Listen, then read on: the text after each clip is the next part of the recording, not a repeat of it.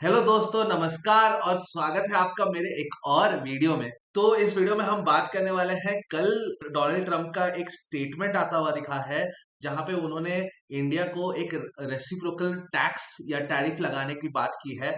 तो ये क्या स्टेटमेंट है और इससे कौन से सेक्टर्स को, इंडियन सेक्टर्स को यहाँ पे अफेक्ट होता हुआ दिखेगा, इसके बारे में चलिए इस वीडियो में हम बात करते हैं। पर आगे बढ़ने से पहले आज मैंने यहाँ पे दो वीडियोस ऑलरेडी लेके आए हैं। एक है एनवीरो इंफ्रा का Q2 का रिजल्ट आता हुआ दिखा। अगर आपको पता होगा, एनवीरो इंफ्रा का जो आईपीओ आया था वो 20 दिन पहले आया था एंड 20 दिन में ये स्टॉक ने ऑलरेडी 80% का जंप दिखाया है।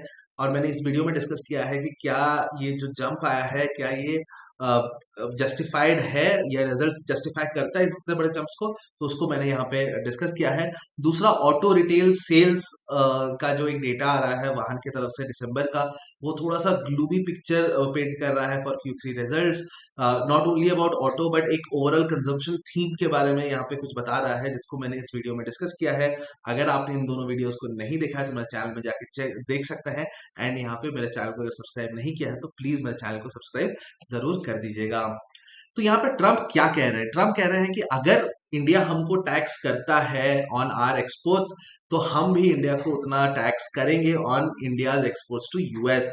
इंडिया यहाँ पे कुछ कुछ सेक्टर्स में, जैसे ऑटोमोबाइल में आइशर मोटर्स का प्रोडक्ट हो गया, तो इंडिया कुछ सेक्टर है जहाँ पे इंडिया बहुत ज्यादा एक्सपोर्ट करता है यूएस को, और उन सेक्टर्स में यहाँ पे प्रेशर आता हुआ देख सकता है अगर ये चीज होता है तो ट्रम्प यहाँ पे क्या कह रहे हैं? वो कह रहे हैं कि वो, एंड ये ट्रम्प पहली बार नहीं कर रहे, इससे पहले भी और ट्रम्प ने बहुत बार कहा है कि अगर वो प्रेसिडेंट बनते हैं, जो कि वो बन चुके हैं अभी, तो वो टिट फॉर टैक्स पॉलिसी यहाँ पे लेके आएंगे, जिसमें अगर इंडिया उनको जितना परसेंटेज टैक्स कर रहा है या टैरिफ्स लगा रहा है, यूएस भी उतना टैरिफ लगाता हुआ दिखेगा। तो इससे प्रॉब्लम क्या होगा? इससे प्रॉब्लम ये होगा कि जो टैरिफ, जो एक्स्ट्रा टैरिफ या ज्यादा टैरिफ जब यूएस लगाएगा इंडिया इंडिया में कुछ प्रोडक्ट्स में, तो वो प्रोडक्ट्स यूएस में उसके कॉस्ट बढ़ते हुए दिखेंगे। एंड अगर वो उसके कॉस्ट बढ़ते हुए दिखते हैं तो उसका प्राइस, लैंडेड कस्टमर प्राइस बढ़ता हुआ दिखेगा एंड वो मार्केट में अनकॉम्पिटिटिव होता हुआ दिखेगा। And obviously that opens up कि कोई और प्रोडक्ट्स या और कंपनीज जो से मेक्सिको से जो मैन्युफैक्चर होता हुआ प्रोडक्ट्स वहां पे बेटर प्राइसेस में मिलने लगे, और इंडिया का जो ओवरऑल एक्सपोर्ट्स है वो घटता हुआ दिख सकता है। तो ये एक प्रॉब्लमेटिक सिचुएशन जरूर है। ऑल्दो यहाँ पे गवर्नमेंट को बहुत ज्यादा काम करना पड़ेगा इसको यहाँ पे ठीक करने में।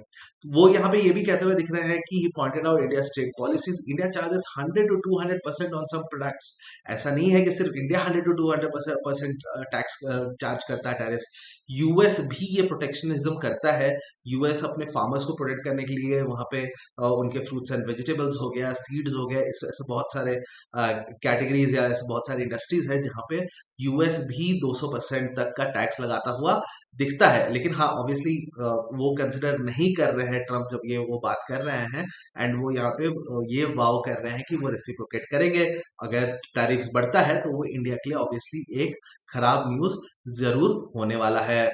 अगर हम हमारे ट्रेडिंग का ओवरऑल का नंबर्स देखें तो 2023-24 में यहाँ पे हमने $78 बिलियन ऑलमोस्ट यहाँ पे एक्सपोर्ट किया था यूएस को।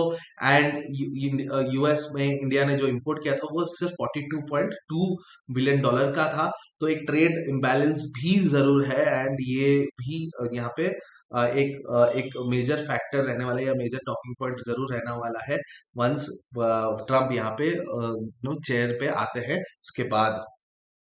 ना ऐसे कौन से सेक्टर्स हैं जो यहाँ पे अफेक्टेड होते हुए दिख सकते हैं? तो जो मेन सेक्टर्स यहाँ पे अफेक्टेड होते हुए दिख सकते हैं वो है automobiles, textiles, pharmaceuticals, chemicals and wines.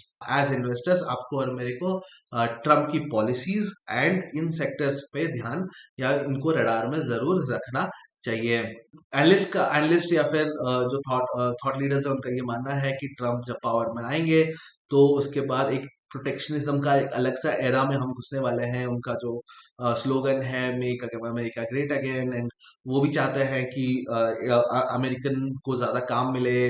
वो एंटाई इमिग्रेंट्स हैं, तो आईटी सेक्टर को बहुत ज्यादा अफेक्ट करेगा H1B वीजा में लास्ट टाइम भी जब प्रेसिडेंट ट्रम्प थे तब H1B वीजा में भी बहुत सारे इश्यूज आए थे जो कि IT सेक्टर को अफेक्ट करता हुआ दिख सकता है। तो ऐसे बहुत सारे प्रॉब्लमेटिक प्रॉब्लम्स जरूर हैं।